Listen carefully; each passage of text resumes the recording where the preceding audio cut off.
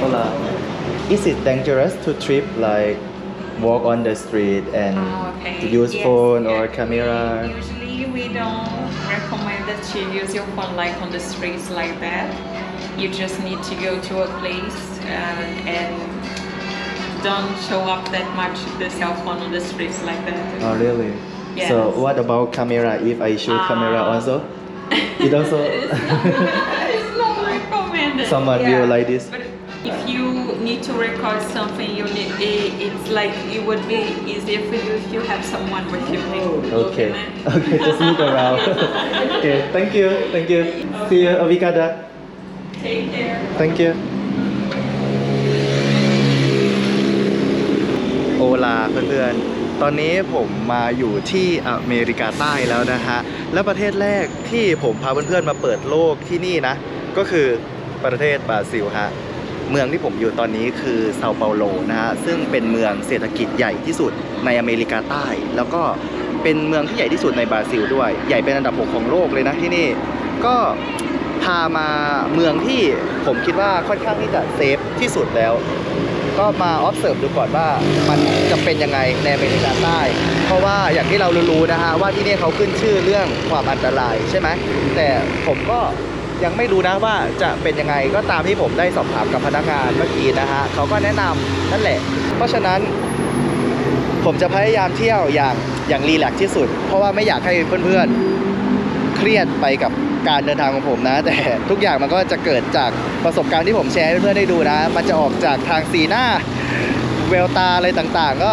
เป็นกำลังใจให้เราด้วยบางทีมุมกล้องก็อาจจะเป็นแบบนี้นะเพื่อนๆเพราะว่าผมก็ต้องแบบ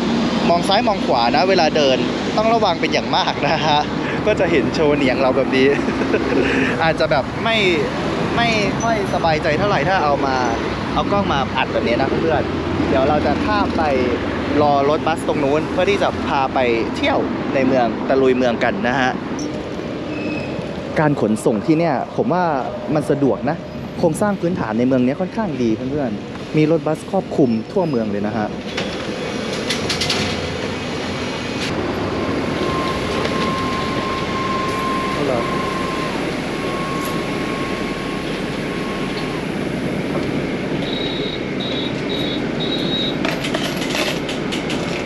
เมื่อกี้ที่เราขึ้นรถบัสมานะฮะก็จะเห็นวิธีจ่ายค่าโดยสารนะถ้าเราไม่มีบัตรอ่ะเราก็สามารถจ่ายเงินสดได้ทุกรถบัสเขาจะมีพนักงานนั่งแบบนั้นคอยเก็บเงินเพื่อนๆผมว่าที่ไทยควรนำไปปรับใช้นะตึกอาคารสูงๆเยอะฮะเมืองนี้เพราะว่าเป็นเมืองเศรษฐกิจแล้วนะเขาบอกว่าที่เนี่ยเป็นมหานครนิวยอร์กแห่งเซาท์อเมริกาเลยนะครับที่แรกที่ผมจะมาเขาเรียกว่าถนนเบโคโชแบทแมนเป็นสตรีทอาร์ตที่เขาเพ้นรูปอะไรต่างๆในผนังบ้านเรือนตึกแบบนี้นะครับผมจริงๆในเมืองเซาเปาโลเนี่ยจะมีถนนแบบนี้เยอะมากๆแต่ว่าที่เนี่ยดังที่สุดเพราะว่าเขาจะเพ้นเกี่ยวกับรูปแบทแมนอะไรแบบนี้ครับเพื่อนๆเดี๋ยวเรามาถูกไหมวะทำไมมันจะให้เราเดินตัดกับสุสานวะเวลาจะใช้โทรศัพท์ก็เอามาเปิดดูแล้วก็เก็บใส่กระเป๋าอย่างรวดเร็วเพื่อนๆมันจะให้เราเดินตัดสุสานตรงนี้ไปอ่ะโอลา you know Beco do Batman aquí this way okay obrigado อันนี้คือสุสานเพื่อนๆที่นี่เขานับถือศาสนาคริสต์นิกายคาทอลิกนะมากลางคืนคนเดียวเนี่ยหลอนๆเหมือนกันนะดูดิก็พาเดินดูบรรยากาศฮะแล้วก็ตัดสินใจเอาเองนะว่ามันเป็นยังไงอันตรายอย่างที่เขาล่ำลือกันไหมจริงๆผมว่าเราสามารถเลี่ยงความเสี่ยงของตัวเองได้โดยการเชื่อฟังหรือรับคำแนะนำจากคนท้องถิ่นนะฮะเขาเตือนเขาพูดยังไงเราก็ต้องฟังเขานะเพราะว่าเขาอยู่ที่นี่มาก่อนเราอะยิ่งถ้าเราดื้อแล้วไม่ฟังเนี่ยไปที่ถึงเสี่ยงหรืออันตรายเนี่ยมันก็เราทำตัวเราเองอะเพื่อนๆโทษใครไม่ได้แล้วจะมาบอกว่าประเทศเขาอันตรายมันก็ยังไงอยู่เนาะน่าจะเป็นบริเวณนี้ฮะนี่เบโคโดแบทแมนภาษาเขาใช้ภาษาโปรตุเกสนะที่นี่สตรีทอาร์ตบริเวณนี้ข้างหน้ามีร้านขายเบียร์ด้วยคัลเลอร์ฟูลมากบราซิลนี่ก็ ให้ความสำคัญกับพวกอาร์ตงานอาร์ตเหมือนกันฮะเนี่ยดู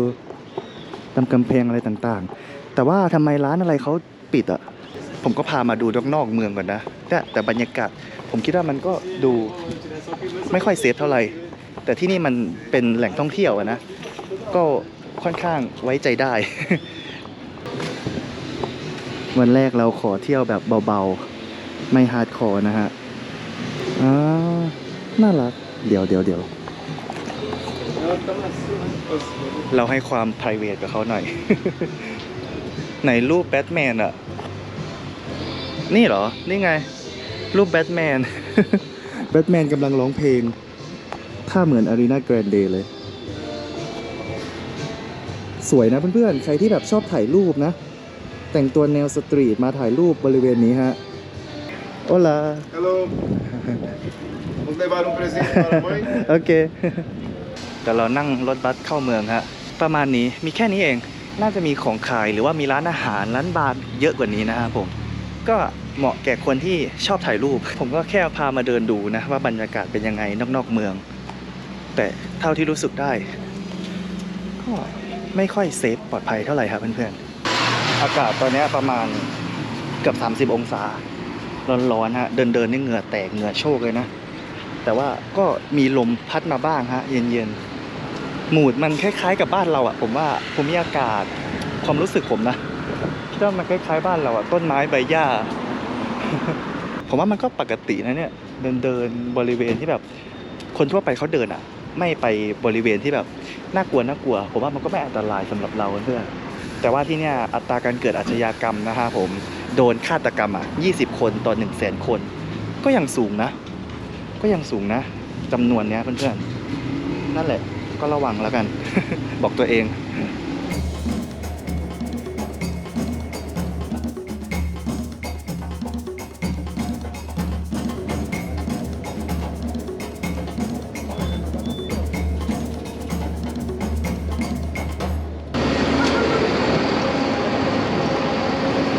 เราเข้ามาอยู่ในเมืองแล้วเพื่อนๆสิ่งหนึ่งที่ทำให้ผมแบบรู้สึก Amazing มากๆคือคนที่เนี่ยหน้าตาหลากหลายมาก เท่าที่ดูนะเพื่อนๆเท่าที่เห็นนะคือจะมีทั้งคนผิวดำผิวขาวผมหยิกผมตรงผมบอลนะอยู่หลากหลายมากเนี่ยเดินเข้ามาข้างในเมืองก็จะเห็นโฮมเลสแบบนี้เยอะมากๆเพื่อนๆก็นี่เป็นอีกหนึ่งปัญหาใหญ่ๆของประเทศบราซิลเลยนะตั้งแต่หลังโควิดมาเนี่ยคนว่างงานประมาณ14 ล้านคนเพื่อนๆจากเคยเป็นประเทศที่แบบเศรษฐกิจโตเร็วที่สุดในโลกอะจากตอนประมาณปี 2011อะตอนเนี้ยกลายเป็นว่าเป็นประเทศที่ป่วยที่สุดในเซาท์อเมริกาเลยนะฮะดูตามตึกดิเขาเพ้นท์อะไรแบบนี้เพื่อนๆผมว่ามันดูสกปรกอะ จะว่าอาร์ตก็อาร์ตนะแต่ว่ามันก็ดูสกปรกอะผมว่าดูตึกตรงนี้ดิอันนี้ตึกอะไรอะยุโรปสไตล์มากอาคารอะไรต่างๆก็จะหลงเหลือความเป็นโปรตุเกสอยู่นะเพื่อนๆประเทศบราซิลเนี่ยเป็นประเทศเดียวในอเมริกาใต้ที่ใช้ภาษาโปรตุเกสเป็นภาษาราชการนะเพื่อนๆนอกนั้นคือใช้ภาษาสเปนนะฮะมาถึงแล้วโบสถ์กลางเมืองในเซาเปาโลฮะจะเดินใหญ่มากว้าโคตรใหญ่อลังการมากเพื่อนๆผมเห็นตำรวจยืนเต็มเลยนะบริเวณนี้เพราะว่ามันอยู่กลางเมืองอะฮะเขาก็มาดูแลความปลอดภัยให้นักท่องเที่ยวแล้วก็ให้กับประชาชนเขาด้วยแล้วบริเวณนี้ก็เป็นศูนย์กลางของคนไร้บ้านเลยดูดิสวยอะ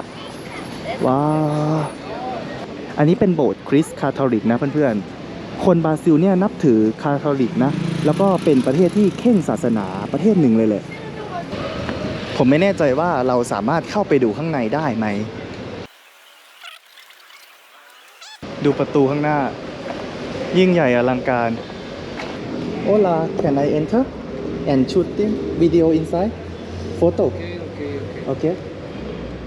obrigado เราสามารถเข้ามาได้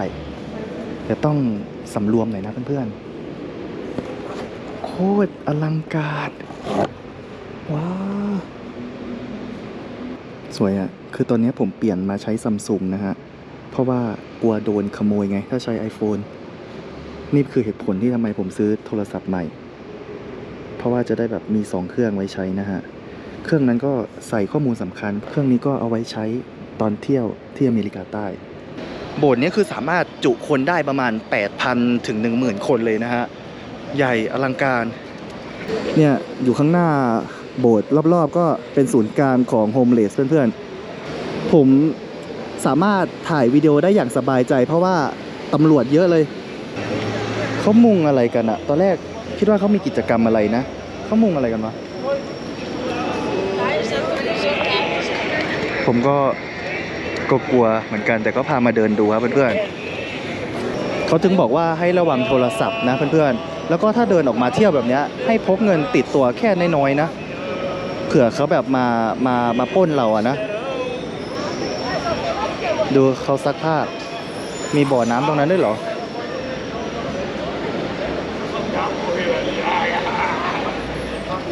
คือถ้าไม่มีตำรวจอะผมรู้สึกว่ามันอันตรายมากๆเลยนะแต่ว่าพอมีตำรวจเดินยืนอยู่ทุกจุดแล้วมันรู้สึกว่าโอเคปลอดภัยขึ้นมานิดหนึ่งเพื่อนๆเดี๋ยวเราข้ามไปดูถนนข้างหน้ามันคือถนนอะไรอะน่าจะเป็นแหล่งช้อปปิ้ง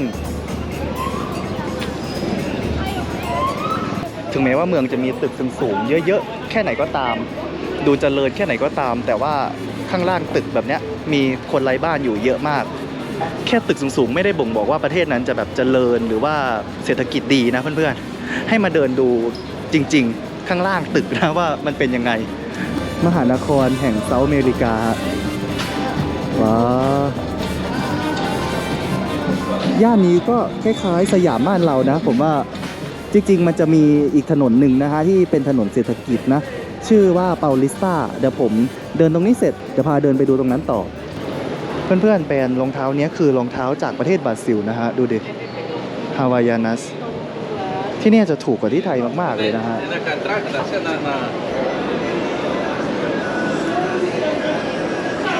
โอลา Can I have this I want this Kumar Agi Okay. See Finish? Yes Can I pay by card Cardito Okay See ที่นี่เขาพูดภาษาโปรตุเกสนะเพื่อนๆแต่ว่าผมก็จะพูดภาษาสเปนใส่เขาเลยนะเพราะมันก็น่าจะคล้ายๆกันแหละนะเท่าที่ดูอ่ะแต่ก็มีบางประโยคที่แตกต่างกันอย่างไก่ภาษาสเปนคือโปโยแต่ว่าภาษาโปรตุเกสคือฟรานโกแบบเนี้ย ก็ทูๆได้ถ่ายไปจริงๆป้ายข้างหน้าพาสเทลอะพาสเทลภาษาสเปนจะแปลว่าขนมหวานขนมเค้กเพื่อนๆแต่ว่าที่นี่พาสเทลเนี่ยฮะเป็นเหมือนเกี๊ยวทอดอ่ะดูดิชิ้น12บราซิลแฮคนไทยจะออกเสียงเรียวก็ได้นะมันแบบง่ายกว่าบราซิลแฮถ้าตามภาษาโปรตุเกสจริงๆอ่ะเพื่อนๆ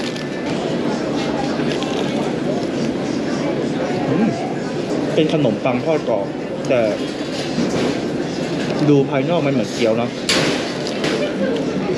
ดูนี่ ว้าวดูชีสดิอุ้ยเราเลอะที่นั่งเขาไหมเนี่ยอยากให้ดูไส้ไงเพราะว่ากว่าจะกินถึงไส้มันอ่ะเนื้อไส้ข้างในเนี่ยค่อนข้างเค็มๆชิ้นเท่านี้ราคา12แฮร์เอา7คูณนะค่าเงินที่นี่เพื่อนๆ1บราซิลแฮร์เอา7คูณประมาณ7บาทไทยอ่ะ80 81 84บาทค่าของชีพที่เนี่ยสูงแต่ว่ารายได้คนที่เนี่ยต่ำนะเพื่อนๆโดยเฉพาะในเมืองซาโปโรนะสูงมากกินข้าวมื้อหนึ่งก็น่าจะประมาณ150-300 บาทอันนี้คือโรงละครเก่าเพื่อนๆมิวสิคอลดราม่าเซียเตอร์นั่นนะเขาเขียนไว้สวยนะสไตล์โปรตุเกสมากปัจจุบันข้างในเขาน่าจะเปิดเป็นมิวเซียมนะครับผมเหม็นฉี่มากอะบริเวณนี้เขากางเต็นท์นอนเหมือนที่เราเห็นในนิวยอร์กเลยเพื่อนๆตรงนี้เป็นตลาดขายเสื้อผ้าเราหาเสื้อกีฬาของบราซิลหน่อยไหม ไม่ค้าไปไหนโอลา We have Brazil. Brasil. Brazil. Você quer é Brasil, né? Você tá uma coisa guardada. อยากได้เสื้อกีฬาบราซิลเพื่อนๆเรามาดูกัน ราคาเท่าไหร่วะเนี่ยเขามีตลาดนัดแบบนี้ด้วยอ่ะสิ Essa Brasil. อ๋อ Essa Brasil. Não, essa. อ๋อ only this ได้แบบเหมือนเสื้อทีมชาติอ่ะ no this color no Verde. color green color Verde. อ่า no this yo quiero esta Não, da bandeira não. Não? Tem. Essa é só feminina. más grande tienes más grande Tem não. Da bandeira não. pequeña pequeña ok obrigada hola Brazil fútbol tienes más grande esta camiseta poco pequeña yo quiero esta color color sí อันนี้ไม่ค่อยสวยอ่ะ no bonita sí no esta color no okay obrigada คือสถานีรถไฟที่เนี่ยเขาสร้างมาตั้งแต่ปีประมาณ 1970 นะเพื่อนๆ นานมากๆ Hola can I buy ticket boleto sí ¿cuánto? กับเบกาดาราคาเท่ากับรถบัสเลยเพื่อนๆ 4.40 บราซิลแฮร์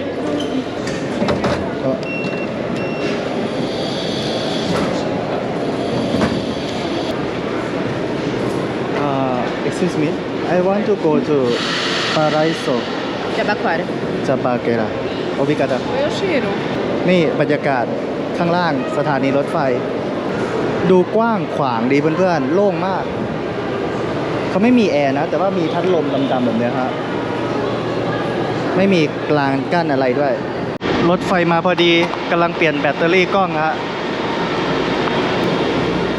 Só mais alguém, mais R$5 eu fone 5, fone 20, tem mais. Queria botar.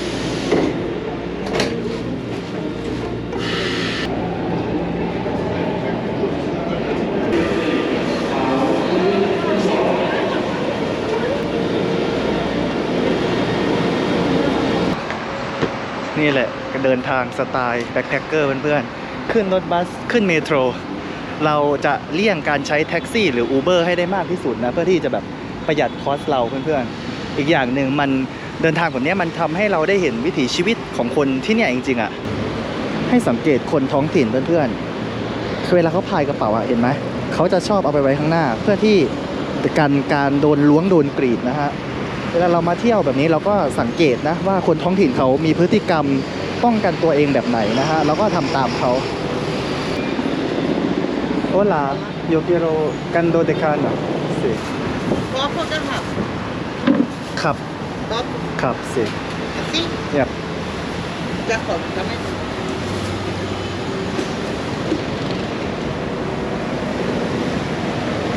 ¿Cuánto? Oi.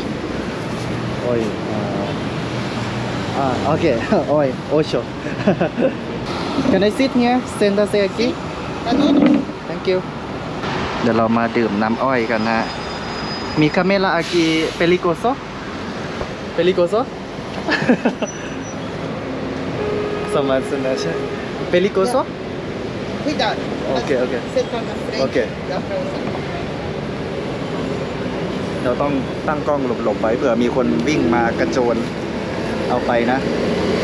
แก้วละ8บราซิลแฮร์เพื่อนๆตั้งกล้องด้วยเอามือหนึ่งจับกล้องด้วยนะเนี่ย อ๋อหวานเจี๊ยบเลย ถ้าใส่มะนาวไปด้วยน่าจะอร่อยเพื่อนๆประเทศบราซิลเป็นประเทศที่สามารถผลิตน้ำตาลได้มากที่สุดในโลกนะ ประเทศไทยคืออันดับ2นะเพื่อนๆบราซิลเขาผลิตได้มากกว่าเรา4 เท่านะฮะก็เป็นตลาดเศรษฐกิจที่เนี่ยก็เป็นเกษตรกรรมนะส่วนใหญ่ แล้วก็อีกอย่างหนึ่งคือการส่งออกกาแฟ ที่นี่คือส่งออกกาแฟมากที่สุดในโลกนะฮะ แล้วก็ตลาดที่เขาส่งไปเนี่ยก็คือประเทศสหรัฐอเมริกาเพื่อนๆแต่ว่าเศรษฐกิจหลั หลังโควิดมาคนก็ตกงานไม่มีงานทำเยอะฮะค่าจ้างสูงแต่ว่าคุณภาพการผลิตต่ำมันก็เลยทำให้แบบไม่ดึงดูดนักลงทุนอีกอย่างเลยปัญหาที่นี่ก็คือคอร์รัปชันหนักมากๆหนักเท่ากับที่อื่นๆที่ประเทศที่กำลังพัฒนานะ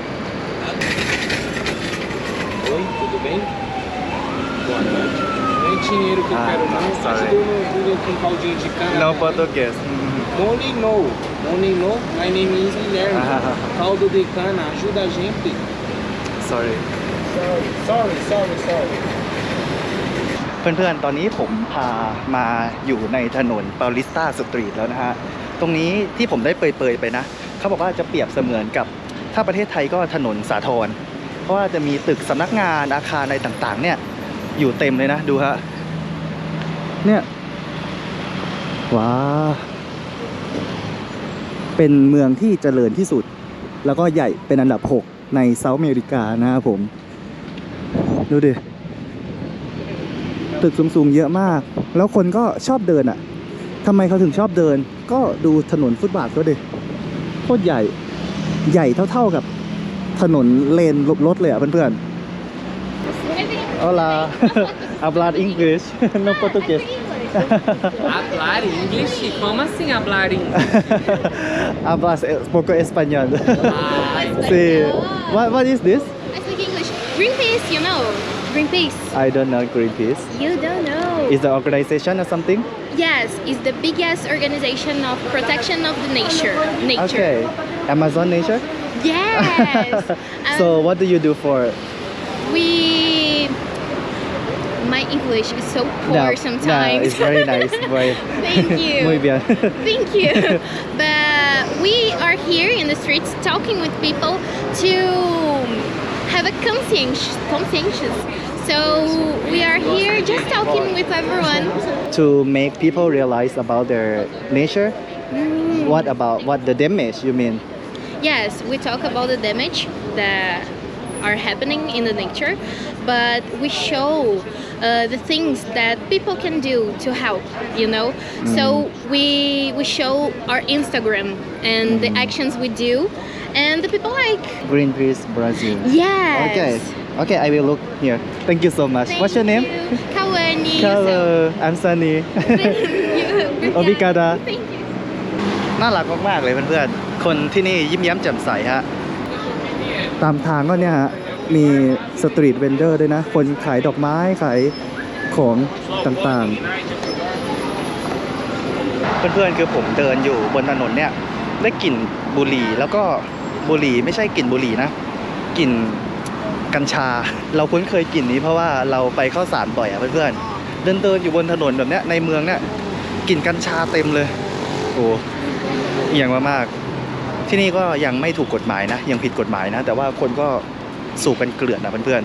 ๆตอนนี้เป็นเวลาประมาณ2 เกือบ 3 ชั่วโมงแล้วที่ผมทัวร์เมืองขึ้นรถบัสเดินเที่ยวเดินกินเพื่อนๆก็รู้สึกสบายใจเวลาเดินไม่ได้รู้สึกว่าอันตรายอะไรมากนะฮะเพื่อนๆก็ตัดสินเอาละกันนะไม่ต้องเชื่อผมเพราะว่าประสบการณ์แต่ละคนมันไม่เหมือนกันอ่ะผมอาจจะเป็นคนโชคดีที่มาเดินแล้วไม่มีโจรขโมยไม่มีโจรกระชากอะไรแบบเนี้ยเพราะฉะนั้นเราไม่บอกว่ามันอันตรายหรือว่าปลอดภัยนะฮะแค่เตือนว่าระวังตัว